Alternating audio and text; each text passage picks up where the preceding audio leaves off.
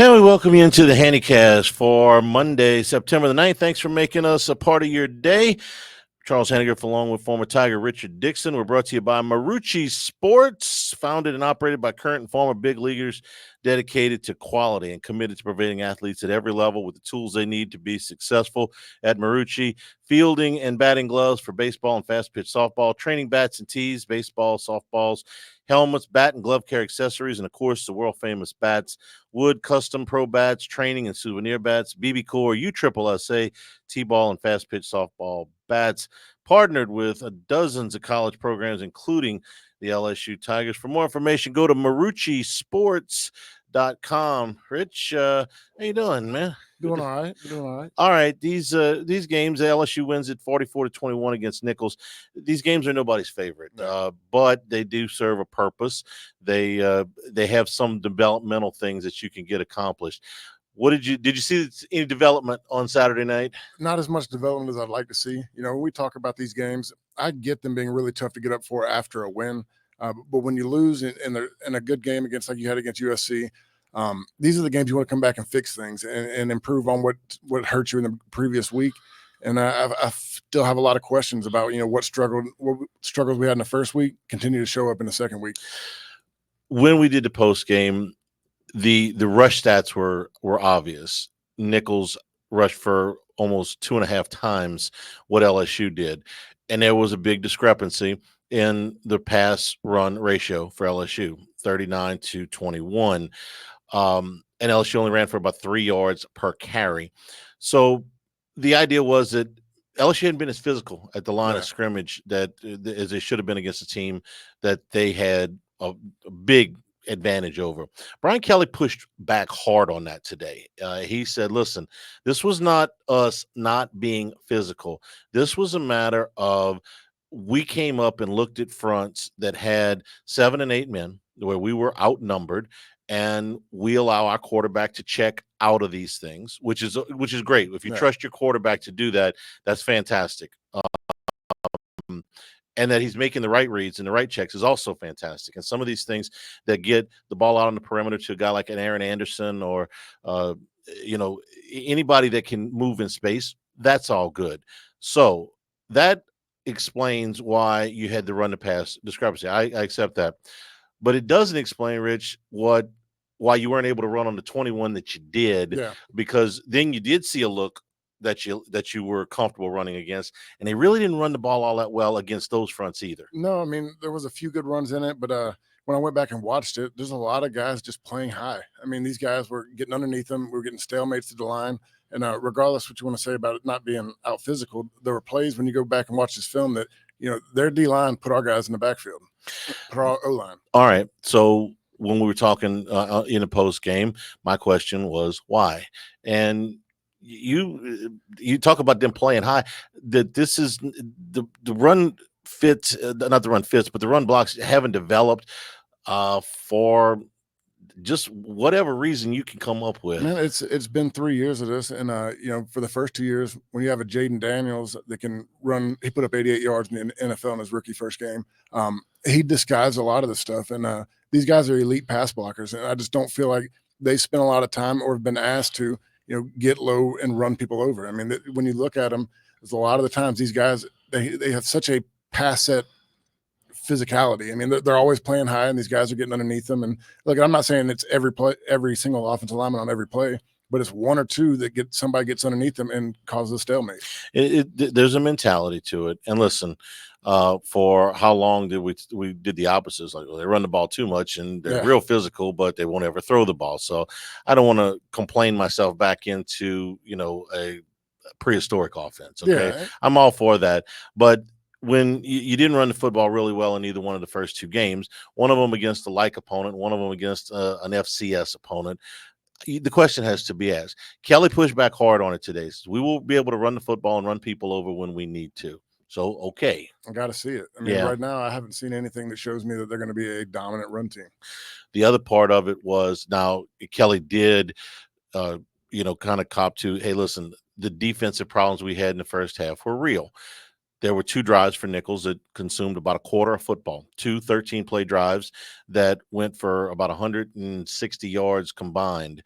and a lot of that was on about 60 of that was on the ground. So there, this was more than just Guggenheim's long run to No. start the second half. They ran the ball pretty consistently against LSU in the first half. Now, in the second half, after the long run, they sort of shut things down. There was 5 drives where they only allowed 85 yards total. So they got it fixed, adjusted, whatever you want to call it. But Nicholls got tired. Okay, It's another point to that. I mean, these games, look, those guys are Nicholls has some athletes on the field, and when you play a first quarter close, I've seen that a million times. Those guys are ramped up, ready to go. This is their night in Tiger Stadium. They're giving 110% effort. Where you got a bunch of guys who just played USC. They're thinking they can get away with a 90, 95% effort. And okay, I'll give you that excuse for the first quarter. When it goes into the second quarter, when it goes into the third quarter, these guys are just out hustling, out playing. To me, in the later in the game, yeah, Nicholls is gassed. They've done everything they possibly can to hang around, and things did get better. And when you go back and watch it, and this is where I get even more frustrated, is because the defense played better than I thought they did, but it's always one or two people with misfits that causes these big plays. We're going to look at it here in a minute. I think there's really a lot to what you're talking about physically, and I'll speak to mentally too. When they had the long run, Guggenheim's long run, by the way, Colin Guggenheim is a fantastic name. Yeah. If there's ever going to be a prince of like Norway or something, they should name him Colin Guggenheim. But he's also a really good player. Yeah. And he makes the long run. It's 23-21. Early in the third quarter. Nicholls is into it, man. They got it. Stadium's a little bit nervous, maybe a little bit mad would be better. LSU takes the next possession. They drive down. They get a touchdown. Nicholls gets the ball back. Very first play, they complete a ball gets stripped. LSU gets it back. 5 plays later, they're in the end zone. And you went in a span of about half a dozen plays. You went from feeling like you were in maybe 15 minutes of actual time and maybe 5 minutes of game time where you felt like you were in it, man. You had thrown a flurry at them, and then they withstood that. And then I would compare it to a boxer, like a challenger goes in there and he's giving it everything. He got the champ on the ropes. He feels like he's got him, kind of staggered. And then the champ gathers himself and hits back. And then it's like, okay, I took my best shot. I couldn't knock him out. Now that's kind of it. No doubt. Getting that PJ Woodland stripping the ball on there and then scoring 5 plays later. That was a knockout punch for them. They could not regain the confidence and the stamina to keep going. When it got to 37-21, then it became a matter of maybe kind of trying to get the game over with at that point. Nicholls said, look, I have a ton of respect for Tim Rebowe. We talked about that on the pre and the post game. He does a great job down there. They're going to have a really good season. They're just a little bit outmanned here. Against LSU, so I give them a lot of credit. I don't want to leave this thing without saying, look, Nicholls came to play, played their behinds off, and they took their best shot, and they're just a little bit outmanned here. They were, from the beginning to that series in the third quarter, they were playing step for step with us, and like you said, they got knocked out on the next play, and it's hard to recover. We're brought to you by Bayou Apparel, helping local businesses communicate their message since 2009. As one of only a few LSU local official licensees, Bayou Apparel offers the highest quality products to showcase your brand, whether you got an established brand or a new one. Bayou Apparel design experts can help you create eye-catching designs, carry your company's message. They do logos, event T-shirts, and custom items for your promotional items for your business. Call 225-928-9090 or go to the website at bayouapparel.com. Let's talk about some of the positives in this game. We saw a lot of young players. We saw in the backfield, we saw Kalen Durham. We saw also Juwan Johnson, who ended up scoring a touchdown in this game. We saw the 2 new offensive linemen, Tyree Adams and Paul Mugamba, kind of alternate at that left guard.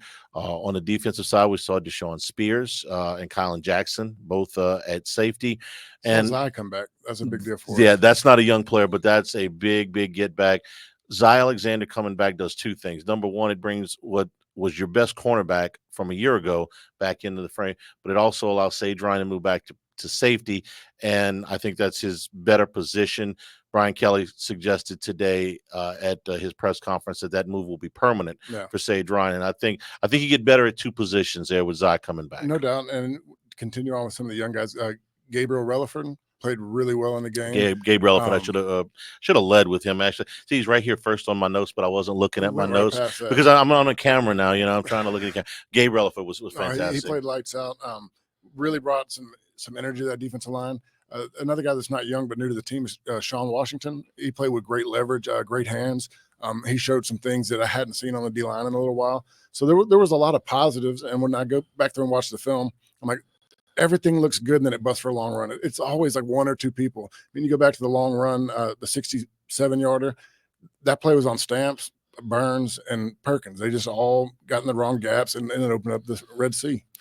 Glad you brought up Washington, because he's going to have to play a lot more. The worst thing that happened in this game by far is that Jacoby and Guillory tore his Achilles and is going to miss the rest of the season. Rich, he was LSU's best interior defensive lineman, and he's been around a long time. He's a 5-year guy. He's going to be hard to replace, and especially at a spot where LSU has a lot of uncertainty to begin with. Outside of Garrett Nussmeier, maybe nobody that's more indispensable to this team, and now they're going to have to get along without him. Yeah, I mean, he was the guy that when the D-line gets brought up, Brian Kelly talked about him. He's our best guy. He's been our best D-lineman, and losing him early on, it was terrible. But, the good thing is Sean Washington played well. I mean, he came in there. You're going to have to start looking at some of the younger guys, Bros playing a little bit more. Finding that key piece in there is going to be very important, because look, I'm talking about that Sean Washington played good, but this was Nicholls, and when we get further down to the schedule, he's going to have to keep getting better each week. He also brought up Dominic McKinley, and McKinley did not play in this game, which was a surprise to me when I went back and watched this thing again on Sunday. I thought, wait a minute, McKinley did. I thought he had gotten in late. He didn't. And what Kelly said today is now we may have to look at activating him. I thought activating him was an interesting word. A very interesting way to put it, because it sounds like they'd already made up their mind we're going to redshirt. But to me, I don't like that, because I forget the rule, and I don't know what it is now, but you could play 4 of the first 6 games and still redshirt. You can play 4 games, period. 4 games, period. And, I found that really, really interesting in activation. Yeah, because that's exactly what it sounds like. Here's my deal on redshirting. I kind of feel like you play the season out in most cases, maybe not with a quarterback, but in most cases, play the season out. If you got to play a guy, you play a guy. And I know you got to talk to these kids about their future and everything, but the red shirt is really for the 5th year. Yeah. And I just don't see a whole bunch of guys in their 5th year at your school. The at your school part is important, because there was when I first started in this business, you could redshirt almost an entire freshman class and be sure that 2/3 of those guys were going to get to their 5th year at your school. Now there's so many things that can happen between now and a 5th year. You can do really well and go pro. You can do really poorly and transfer, or just you can do really well and transfer. All kinds of things can happen. So I don't know that you count on that. On the other hand, you don't want to put a young man in before he's ready to play. So that development that can take place between September and October, September and November, for a guy like that, I just think you play them if they're ready. And if they're not ready, you still keep them there on standby. So they're talking about activating him and getting him some reps. I would have maybe tried to put him in against Nicholls. This would have been the time where you put those guys in. I mean, when you're early on in your freshman year, these are the games where you get your reps. You play a lot of non-conference games, or the smaller games, and once you get your 4 games, you're played out. But I'm very surprised that wasn't part of the plan, knowing that your lack of depth at D tackle. You understand that I'm making this statement with absolutely no communication with the young man or his family at all. They may have wanted, to look at a redshirt situation. It may be in the future, but activating him was something that definitely caught my attention. What else? Bo Bordelon. They got him in New Jersey. 89. When he went in the goal line situation, they ended up throwing the football out of the formation. Kelly said that's to break tendency. I got a little chuckle out of that. I knew what he meant, but it's like, how you breaking tendency? You never done this before. But I knew what he meant when a guy like Bordelon comes in. he's an offensive lineman by trade. You put a tight end jersey on him so he can go out there and block. You expect a run play. It was very interesting. As you'll see on the first touchdown we score, they bring him in. It's actually a 3 tight end set. We move Mason Taylor to fullback. He runs the flat route out, and you get Green on the corner route, which I thought was a very successful formation for him.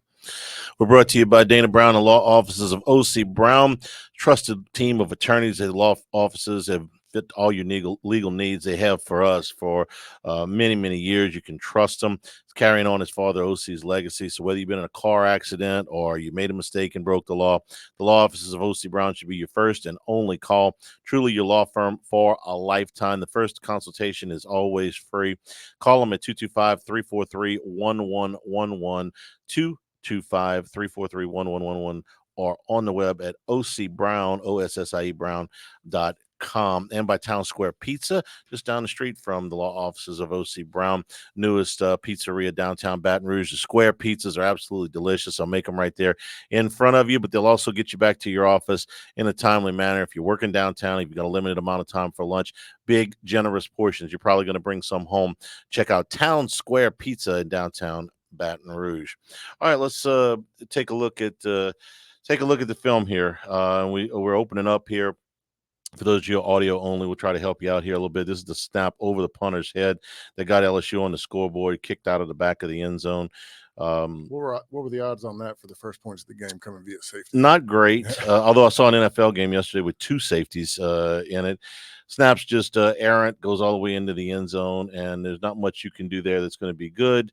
So kicking the ball out of the back of the end zone. What he's taught to do. Yeah, that's smart play for Nicholls, and it got LSU out to a 2-0 lead. The free kick, and this is exciting because Xavion Thomas has added so much to the return game, Rich. Oh, it's night and day. I think in the post game he had 120 return yards.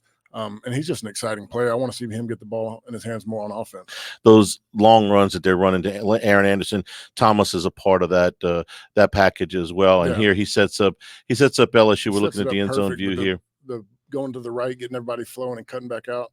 Deshaun Washington misses that block right there. It could have been bigger.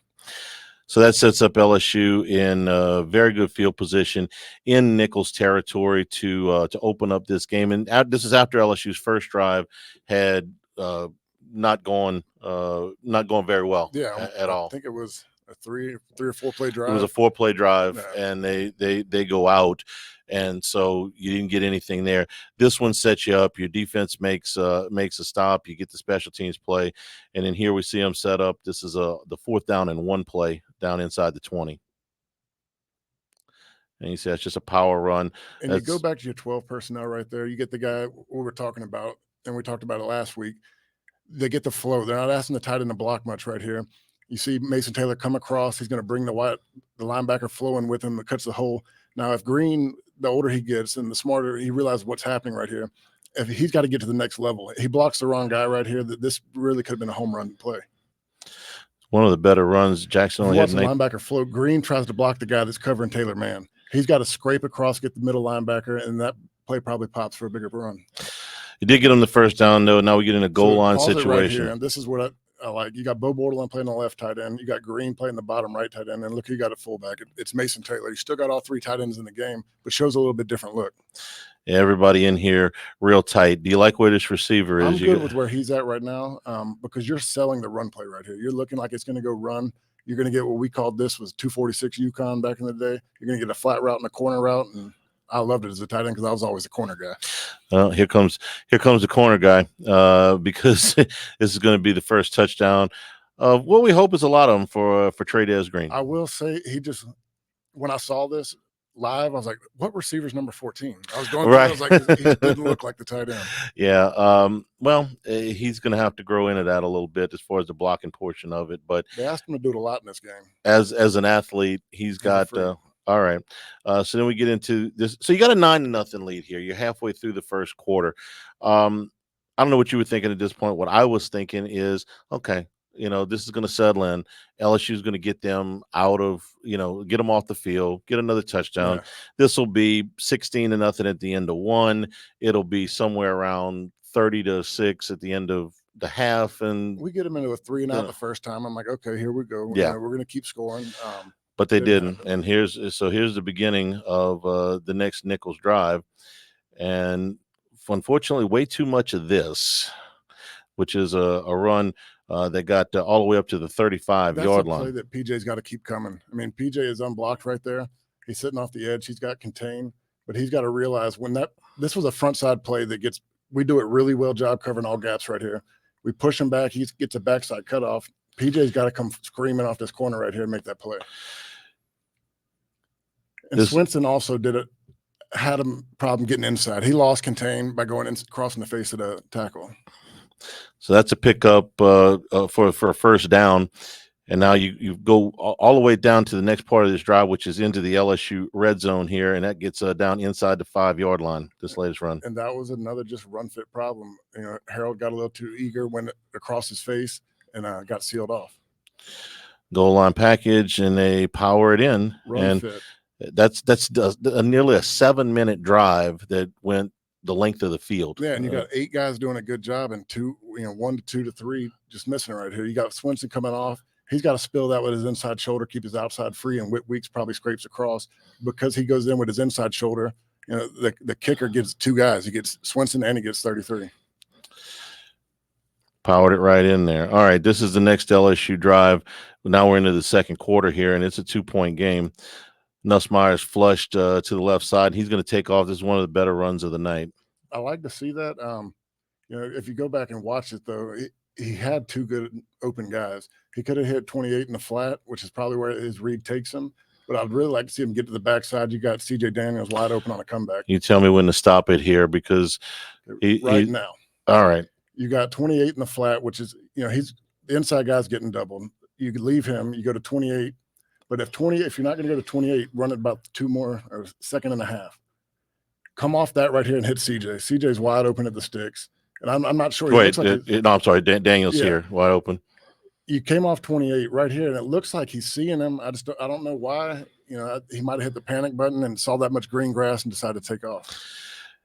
It was the longest run of the night for LSU. You needed it. Yeah, Nussmeier getting into Nicholls territory right there. Now you're down first and 10. Interesting. We keep our tight ends right here, and let's run the play, and then we'll run it back. Mason Taylor had a hell of a block on that one, and a great throw. Good play. This is the one where Kyron Lacey hurdles into the end zone and ended up landing wrong and hurting himself. Let's go back and look at this formation, Rich. Yeah, I just found it interesting with, you know, our O-line's been great at pass blocking. Right. This is a weird example where, you know, we're thinking Mason Taylor's going to get out at first and 10, but we keep a tight end in and run the play off of it. All right, so this is off of he's going to roll to his right. All right, let me stop it right there. This flat's covered, and here's Lacey in the intermediate. With the you know, you got, I think it's Anderson on the other side. He's running a crossover, which he's going to carry. I mean, it's a well-designed play. And Lacey was wide open on this thing. Does a Skeets Nehemiah. Remember Skeets Nehemiah, the hurdler back in the 80s. Yeah, he played for the 49ers.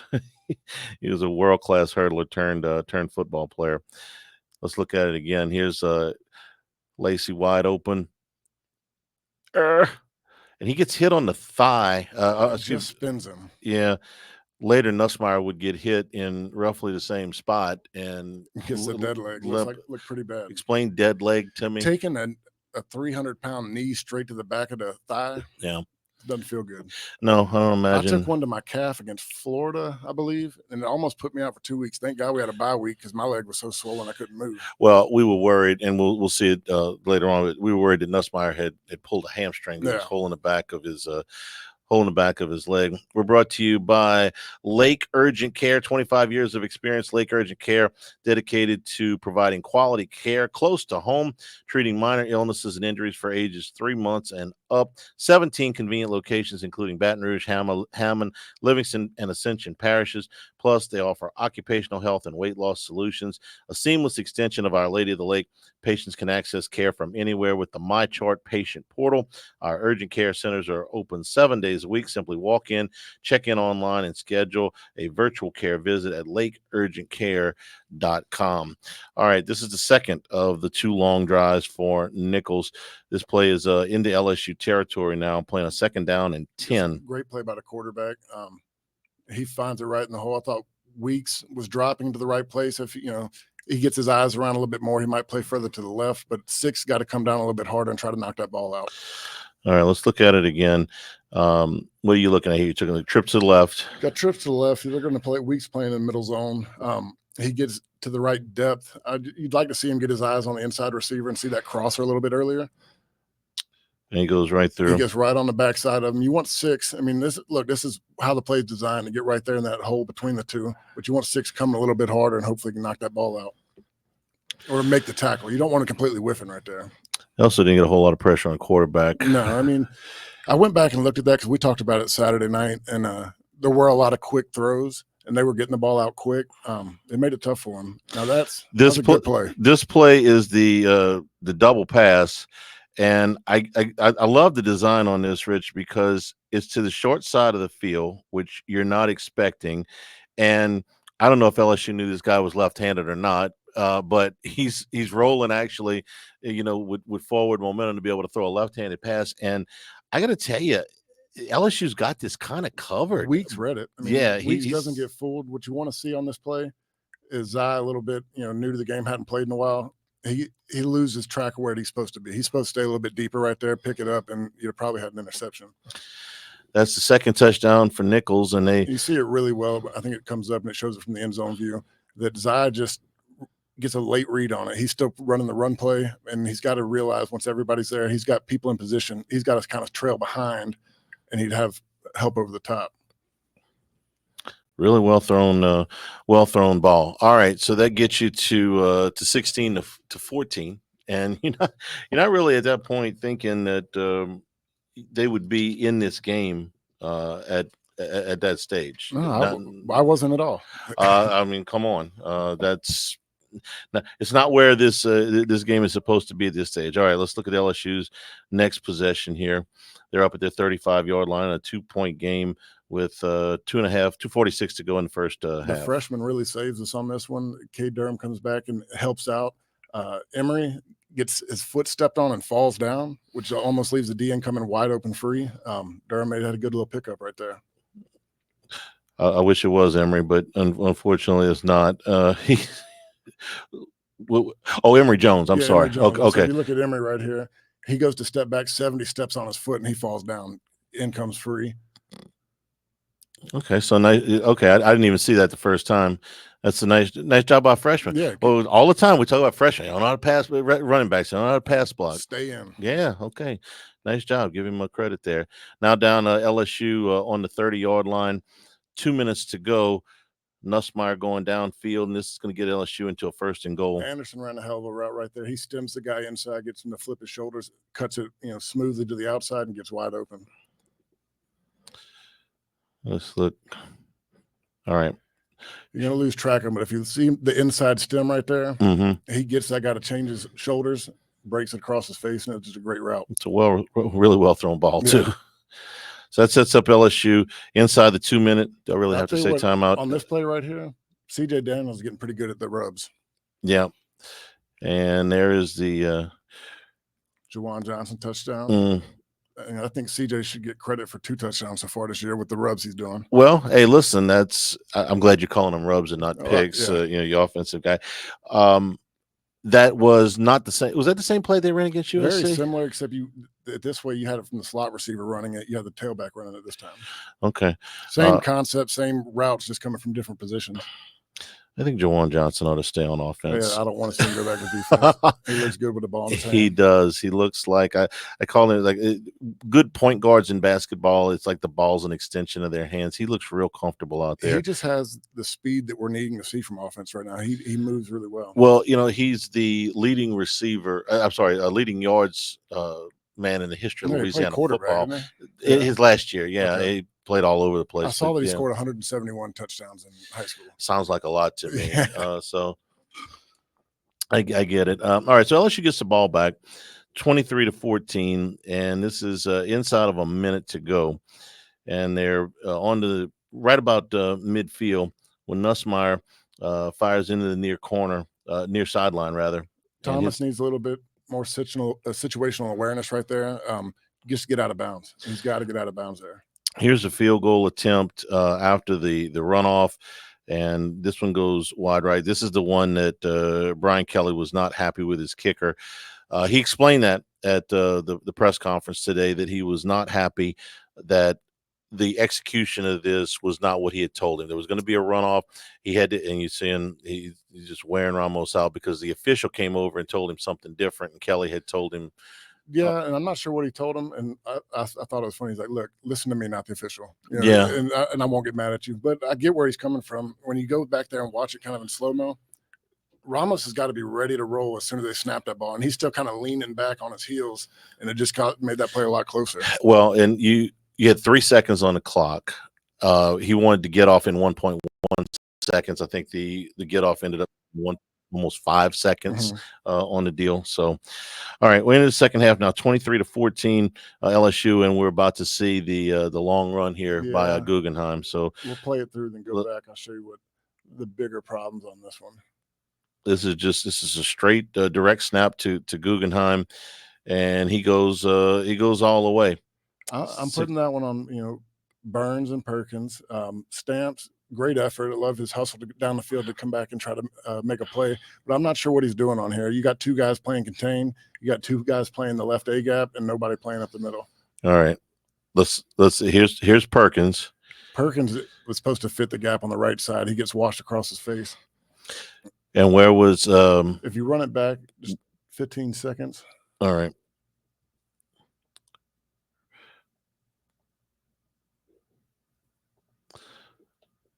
You want to see it from the side view again? Okay. Just so I can show you where right there you see what happened to Perkins.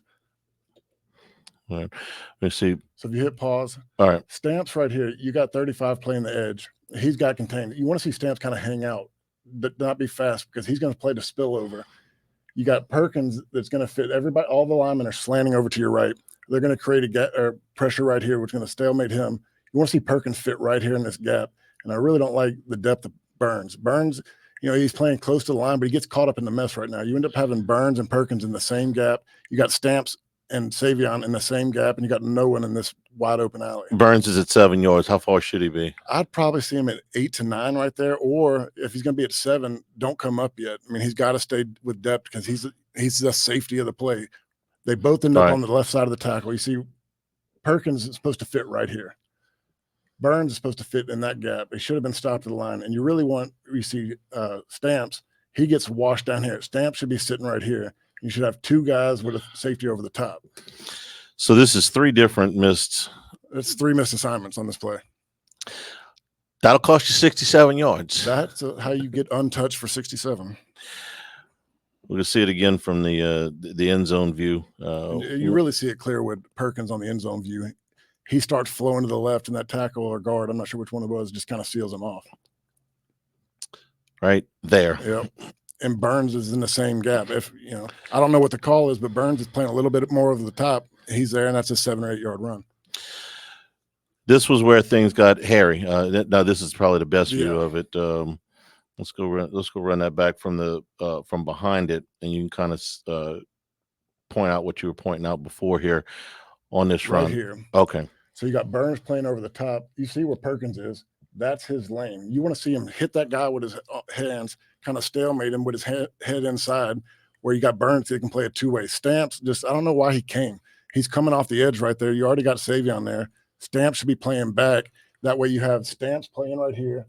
You got Perkins right here, and you got Burns right here. There's no way for him to go. It's still going to get 4 to 5 yards, but you got 3 guys that he's got to pick who he's going to run into. And you see it. He cuts back, and nobody's there. And there he goes. This got it to a 2-point game. Just this was about the a minute. Point of the game for me. Yeah, that play. You had lots of company on that. All right, so here's the ensuing drive for LSU. We're down in the red zone now, and this is a pretty good run by Josh Williams. The longest run. Yeah, he gets them down inside the 10. This is about 6 minutes into the third quarter, and here's Nussmeier. That's I think was Paul Mugamba. Yeah. He just had a really bad rep right here. If you go back and look at it, you get A-gap pressure. A miracle that he got the ball off. I would have liked to see him try to get to Green here for a second touchdown. This is the left guard. Oh, wow, he whiffed on 91. He just terrible technique. Tried to lead with his head, got going forward, and the guy swam him wide open. Freshman playing his first game. Exactly. And then, but with Garrett, he was going to the whole way, and I don't blame him. He's a freak athlete. But if you go back and look from the side view, Green's wide open in the back of the end zone. Oh, boy, he is. Yeah, I didn't see that either. Watch it right here. Watch whiff. Lacey sticks it in the front corner of the end zone. And now this play, which really I think kind of swung the game for LSU. This is P.J. Woodland with the strip and LSU with the recovery. They're up 9 points here. We're 6 minutes into the Watch his hands coming right around here, like with all intent, punching it through. It was a great play by 11. I get nervous. Freaking Two's about to get another targeting. He leads with his head right there. Pretty close. He goes head-to-head on the play. It's head-to-head with his own guy, right? Well, he glances off their guy, then he gets 2 hits on that right. play. Gotcha. We're brought to you by Dependable Storage with 8 locations across Louisiana and 1 in Gulfport, Mississippi. Check out the newest facilities in Slidell and Youngsville, matching any competitor's pricing, offering convenient online rentals and payments, free use of the moving truck for new rental move-ins, clean, secure, and conveniently located facilities. Check out the website at dependablestorage.com for locations, pricing, and rentals.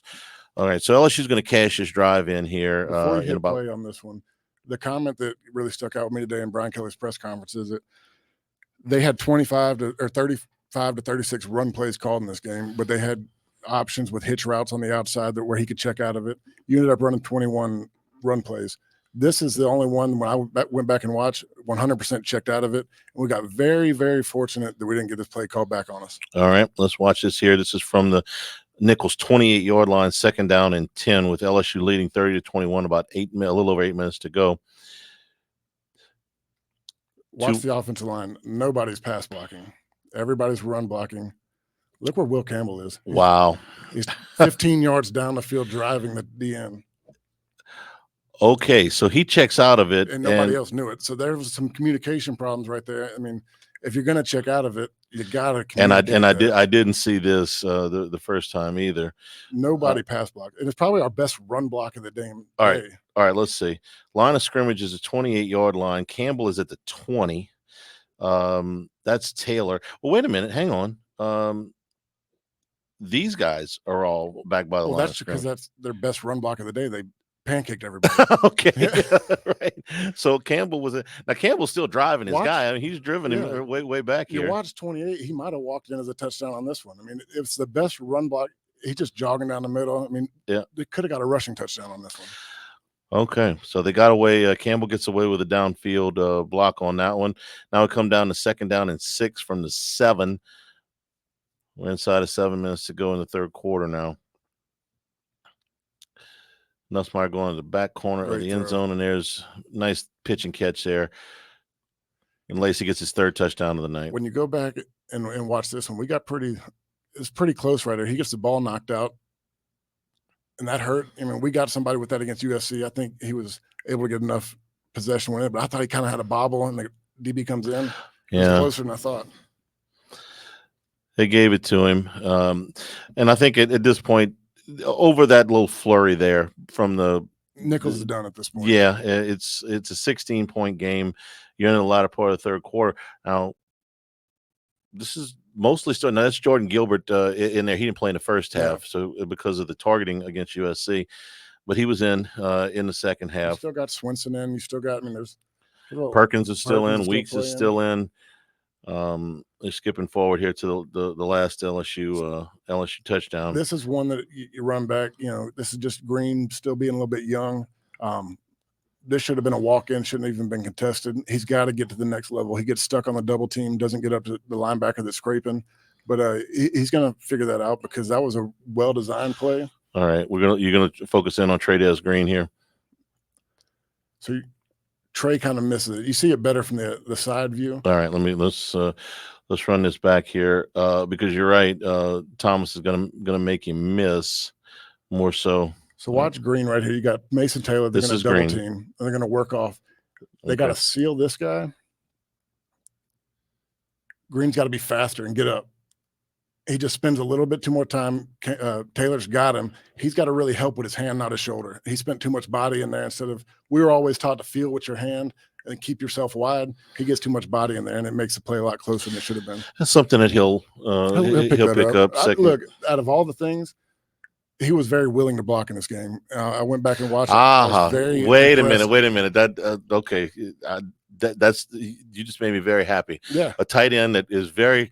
You're very quick to get on these guys when they don't block tight ends. Oh, I can't stand it when they want to be. They're a guy that's too big to be or too big and too slow to be a receiver, and never really wanted to play tight end. I was very impressed with the amount of time they put him on the line with his hand down, and he was sticking his head in there. It didn't always work out for him. Didn't have great technique, but for me, it's all about the willingness to want to get in there. Well, if he's a willing blocker, he's going to fill out that frame a little bit. He's not a real thin kid. No, he's 6'8", so 235 looks really thin. Yeah. He could get to 255, 260, and then get a little bit more muscle mass. I don't think he got here till the summer. Get a full year in the weight room. I like what I see as far as his willingness. All right. So moving forward, now you get, I would say, a South Carolina team coming up here, Rich, that we did not expect would handle Kentucky the way that they did. And Kentucky, man, that passing attack was what's the word I'm looking for? Dead. I was looking for a nicer word, but it's dead. At one point, they were down 3 scores in the second half, and they'd run the ball 3 times more than they'd thrown it, and they were still running the football because it looked like they gave up. It looked like the quarterback was just what was Saban's old thing, the Brook Trout look. Yeah. He was just wow. And Brock Vandergriff was a 5-star recruit. He went to Georgia. Listen, Georgia's had some quarterbacks that didn't work out there because there was somebody better in front of them that went somewhere else and did really well. Yeah. Guys like Jacob Eason and Justin Fields. I thought this might be a real resurgence for him just because, hey, you know what? I got caught behind some guys that were better than me. There's a spot open at Kentucky. Man, that was rough. I didn't see it I didn't see it. And then when you see the coach at halftime talk about it, this is an embarrassing performance by our team. He's not liking what he's seen. And after the game, what can you build on from this? Nothing. Wow. I mean, you don't hear that from a head coach very often. That means that something more is going off the rails than normal. Yeah. So for LSU, how do you feel? This is going to be a challenge. First conference game, 11 o'clock in the morning. Well, 12 o'clock over there, but morning start. Game day is going to be there. Yeah. That was a little surprising to me. But it was. I know why they're not going to Wisconsin, because if you just look at this week's games and you say, well, what's the most interesting game? I don't know that Alabama's ever been to Madison, Wisconsin, and that's an electric atmosphere at Camp Randall Stadium. Wisconsin's not as good as some of their teams in the past. They're not ranked, but I mean, they're going to be lit for Alabama, and it's still I know Alabama struggled on Saturday a little bit with South Florida, but it's still Alabama. But here's I'm going to go programmer for you for a second. You got to look at big picture. How many times are you going to have Alabama? Are you going to have them if you're game day? Yeah. You're going to have them in 2 weeks against Georgia? Yeah. Yes. Are you going to have them in a game against Oklahoma or LSU? A lot more opportunities for Alabama to get the game day. Yeah, and the last thing you want if you're a programmer is to have somebody say, why'd you have Alabama 5 times? And that's before you even get to a potential SEC championship game, which I know they're not favored to get to, but they could, or the playoffs. So I get why they didn't go there. If it were me, I would have gone to Oregon State if I were producing game day, because I'm not going back to Oregon State again. Yeah. I thought they would be and I'm not trying to poo-poo all over the fact that LSU is going to be on game day this week in Columbia, but if I were producing game day, I would have went to Corvallis. Here's why. This is a compelling storyline for Oregon State, along with Washington State, being left out of the conference realignment. Okay. This rivalry has been the last game of the year for, I'd have to go look it up, but forever. Okay. These two schools, this is a bitter rivalry. And then, so I could just do a whole game day just on that storyline alone. But now you add the fact that Oregon is a top 10 team, top 5 team, and they have looked very, very vulnerable Mm-hmm. in the first 2 weeks of the season. And Oregon State, albeit not against great competition, has looked great. Yeah, That's where I would have been. Not Madison because of the Alabama factor. I would have been in Corvallis, it makes a but lot of sense. they didn't ask me. They never do. They didn't So call you. they didn't call me. That's what I would have done. So it's surprising to me that the last time LSU played at South Carolina, I was playing in the game. What do you remember about that game? I remember that out of all the games I played on the road, that was the most electric pregame. When they start doing the whatever the white towels and they got Yeah. the music going, I remember just coming out of that locker room like, this is pretty intense. I mean, it was a crazy pregame. Columbia is a cool place to watch a game. Yeah. It's a cool place to watch a baseball game too. I've done baseball games over there. None of their facilities are on campus. No, it's like at the State Fair Park or Yeah. something. The new baseball field, the old baseball field was on campus. The new baseball field that they opened same year LSU opened a new box is also off campus. But they bring it, and I'll tell you what I remember about South Carolina. This is how dedicated their fans were. They were 0-11 one year. This is before they got this was after they got in the Southeastern Conference, but before before Lou Holtz got there. They went 0-11, sold out every game. This is before every game was on TV, but sold out every game. They were 0-11 Mm-hmm. and sold out every one. I mean, it was Nebraska-esque, their crowd. So it's going to be a big atmosphere. And the way that they're playing right now, or the way they played against Kentucky, because they didn't really play well against Old Dominion. They were trailing in that game with 7 minutes to go in the fourth quarter. They're coming off a big win for them where they're feeling like they got a lot of momentum going. You know, LSU's coming in with still with a lot of questions. So, I mean, for them, I get like if you're looking just SEC big picture wise, this game could tell you a lot about where each team's at. I agree. I think it's a tricky spot for LSU. It's really tough. There were 2 games before the season, and I said, well, those are wins for LSU. That now I'm second guessing myself. South Carolina's one, Arkansas's the other one. That quarterback did a lot of things for Arkansas that can make any defense scary. Frankly, they should have beaten Oklahoma State. No. They kind of gave it away at the end, but they were right there to do it. So early pregame will be on at 7 a.m. and extended postgame. So we'll see. I'll be listening to you driving back from Mississippi. Well, from the pregame. Yeah. You ain't leaving me for the postgame. You're going to be there. I want to thank Marucci Sports, Bayou Apparel, Dana Brown, the law offices of O.C. Brown, Town Square Pizza, as well as Our Lady of the Lake, Urgent Care Centers, and Dependable Storage. For Monday, September the 9th, has been the Handycast.